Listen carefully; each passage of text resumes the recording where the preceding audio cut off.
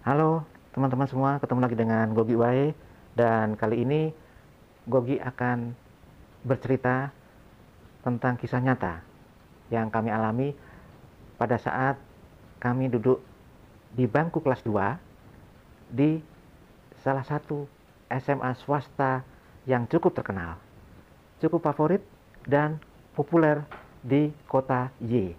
Dan hari ini kebetulan Gogi kedatangan seorang teman lama yang menjadi pelaku inti dari kisah nyata tersebut. Dan teman lama ini kami sebut Gogon. Gogon, tolong dong share atau bagi cerita yang waktu itu terjadi di kelas 2 SMA soal berita ajaib katamu kepada Jadi gini, dulu kan seperti biasa kalau di kelas kita itu cowok-cowok yang agak biing gitu kan, yang suka rame gitu kan, duduknya di barisan belakang tuh. Nah, kayak apa namanya, aku, Yogi, Pak Le gitu kan, atau Pak D barangkali, itu kan duduknya pada barisan paling belakang tuh. Nah, waktu itu terjadi atau ada jam kosong, yang seperti kamu tahu jam kosong itu kan misalnya saat ini seharusnya kita belajar matematika nih, namun guru matematikanya kebetulan berhalangan hadir atau mungkin ada tugas ke luar sekolah gitu kan. Nah, sehingga biasanya kemudian diisi guru pengganti. Nah, itu yang terjadi di kelas kita juga waktu itu seperti itu. Kalau nggak salah waktu itu seharusnya pelajaran matematika apa ya.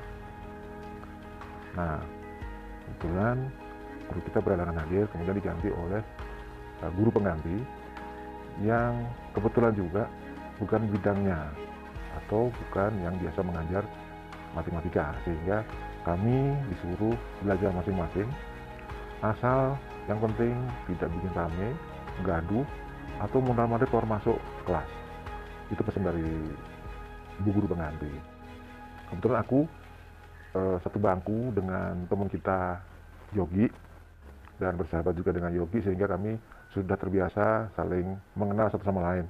Tahu kan Yogi suka naik binter Jawa hitam. Mereka itu ketawa.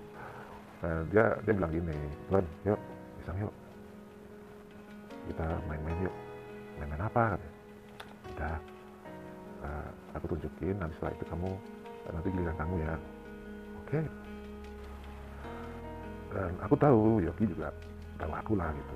Nah, Yogi itu seperti biasa, dan aku ingat dulu tuh setiap hari selalu memakai cincin dari ada batu akiknya, dan batu akiknya itu agak unik karena ada seperti palang gitu. Tanda palang apa sih namanya, apa nggak tahu, aku lupa tuh.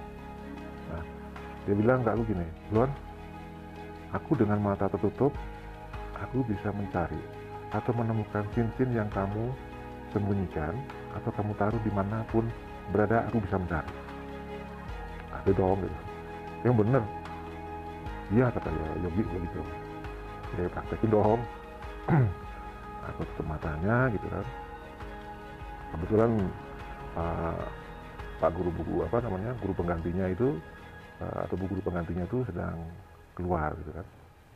Makanya buru-buru aku tutup matanya Yogi, kemudian cincinnya aku sembunyiin, aku taruh di ujung meja kita. Selang tak lama kemudian tangan Yogi itu perlahan naik sendiri gitu loh, kayak orang meraba gitu, ke kiri ke kanan gitu. Dan akhirnya arah tangan itu mengarah ke cincin batu akik di mana itu berada, dan benar ketemu gitu. Iya, ketemu. Nah, aku nggak percaya dong, aku suruh ulangi gitu. Ulangi 2 kali 3 kali sama, dia bisa nemuin juga. Wah, hebat nih katanya. Oke, sekarang gantian giliran Mugon katanya. Jadi akhirnya aku bilang sama Yogi, "Oke Yok, kamu perhatiin teman kita, Mbak Kemul." Tahu dong semua Mbak Kemul siapa. Itu jadi bahan percobaan pertama kali. Terus kata Yogi gitu kan, kamu perhatiin Mbak Kemul, kalau selang berapa lama kemudian dia goyang-goyang pantatnya, berarti itu kena. Maksudnya gitu kan, Yogi tanya sama aku begitu. Aku bilang sama Yogi, maksudnya gini Gi, kalau merica ini aku pelintir-pelintir, kemudian pantatnya Mbak Kemul itu goyang-goyang, berarti berhasil. Berhasilnya gimana? Dia seolah merasakan pantatnya gatal. Iya.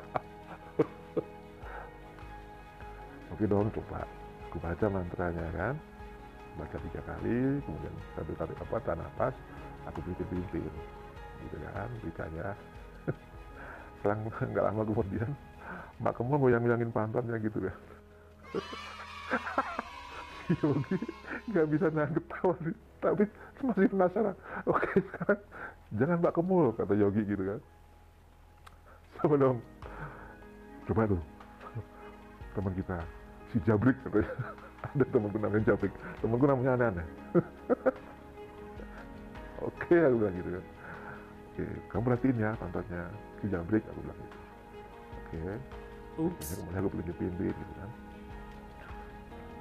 Dan benar, setelah nggak lama kemudian pantatnya si Jabrik itu goyang-goyang gitu loh.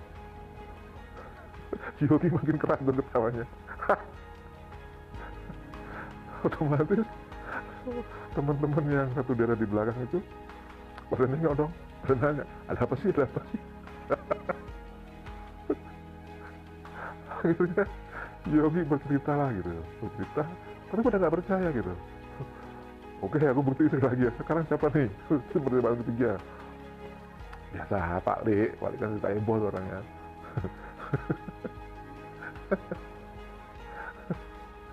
Nah, dia bilang gini, coba sekarang Mbak melentut katanya. Mbak melentut. Agak semok sih emang. Coba kalau memang maju cobain tuh Mbak melentut katanya gitu kan. Oke, aku coba kan. Goyang, kok pada cekikian cuma gitu kan. Pada ketawa. Cewek-cewek pada nengok ke belakang dong, ada apa sih gitu. Kami malah aja ketawa sambil nunduk. Nah karena pada penasaran itu akhirnya apa namanya pada pengen tahu, pengen nyoba dan pengen bisa, pengen ngerjain temennya juga gitu. Yang aneh itu bukan nanya tentang apa namanya permainannya si Yogi, tapi malah orang pada tertarik dengan berita ajaibku itu gitu. Ya udah, karena aku baik hati dan tidak sombong kan. Aku ajarin lah, kalau nggak salah pertama itu Pak Lek kalau nggak salah. Aku bilang, sebelum belajar ini ada syaratnya. Pak Lek nyaut gitu kan, nanya, apa syaratnya? Puasa ini nih. Oh enggak, syaratnya mericanya harus mencuri. Aku bilang gitu kan. Iya, kalau mericanya nggak mencuri, nggak manjur. Aku bilang gitu kan. Terus bacaannya, udah. Bacaannya aku kasih tahu juga kan caranya segala macam. Dan ini selesai kan, ketawa-ketawa, teman-teman pada bingung tuh, ada apa sih? Ah biasalah gitu. Udah, nah keesokan harinya, tiba-tiba tuh kita lagi belajar, seperti biasa gitu kan. Tiba-tiba Pak Lik nih cikik-cikik sendiri gitu loh. Rupanya dia lagi praktekin, tapi geli sendiri. Kami pun ikut ketawa gitu kan. Akhirnya kami yang cowok-cowok ini rata-rata pada bisa gitu loh, pada pengen coba gitu. Dan kalau nggak salah waktu itu cewek-cewek teman-teman kita tuh udah tahu gitu loh, ada apa sih ya, mungkin ada yang bocorin lah, tapi ya bersyukur gitu mereka nggak marah. Karena mereka tahu kali ya kita suka iseng gitu, dan mungkin juga setengahnya nggak percaya gitu. Cuman anehnya semenjak ada cerita berita ajaib itu, teman-teman tuh saling care loh. Iya, saling care. Maksudnya saling care, saling berkunjung satu teman ke teman yang lain gitu. Padahal tadinya nggak pernah pada main ke rumahnya si A misalnya. Tiba-tiba tuh main ke rumahnya si A gitu. Si ini main ke rumahnya si B gitu. Satu tujuannya. Mereka main atau kita main ke rumah teman hanya ingin mencari di mana lokasi dapur berada dan di mana merica atau tempat bumbu dapur itu disimpan. Karena kita akan mencuri mericanya. itu hikmahnya di situ. Jadi kita saling berkunjung gitu loh. Saling berkunjung. Cuman kadang-kadang ada yang nge-gap gitu. Ayo, kamu mau jadi murid saya? Mereka, oh enggak, terus pulang gitu. Enggak jadi.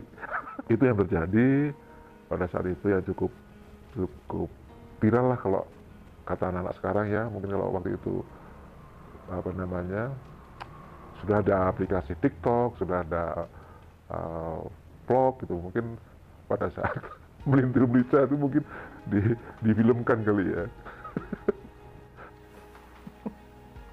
Dasar. Oke kan, makasih udah sharing, udah berbagi cerita, sharing sama kami penonton setia Gogi Wae. Dan untuk teman-teman kami satu kelas alumni, mohon maaf bila kami teman-teman khususnya cowok-cowok yang duduk di barisan belakang suka jahil, suka iseng pada kalian. Oke, sekali lagi buat teman-teman kelas kami, Biotel Forever.